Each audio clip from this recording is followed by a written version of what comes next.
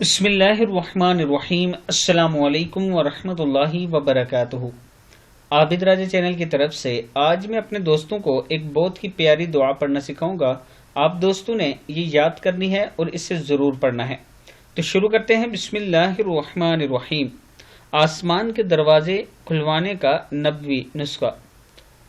خوشخبری کی بات یہ ہے کہ آپ صلی اللہ علیہ وآلہ وسلم کی زبان مبارک سے سب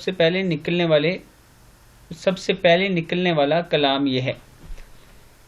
بسم اللہ الرحمن الرحیم۔ اللہ اکبر کبیرہ والحمد للہ کثیرہ وسبحان اللہ بکرۃ واصیلا۔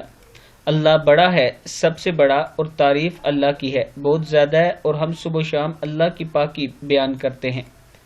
امام مسلم نے عبداللہ ابن عمر سے بیان کیا ہے کہ ایک دفعہ ہم رسول اللہ صلی اللہ علیہ وآلہ وسلم کے ساتھ نماز پڑھ رہے تھے کہ ایک آدمی نے مذکورہ کلمات کہے تو رسول اللہ صلی اللہ علیہ وآلہ وسلم نے فرمایا، فلاں فلاں کلمات کہنے والا کون ہے؟ حاضرین میں سے ایک آدمی نے کہا، یا رسول اللہ صلی اللہ علیہ وآلہ وسلم میں ہوں۔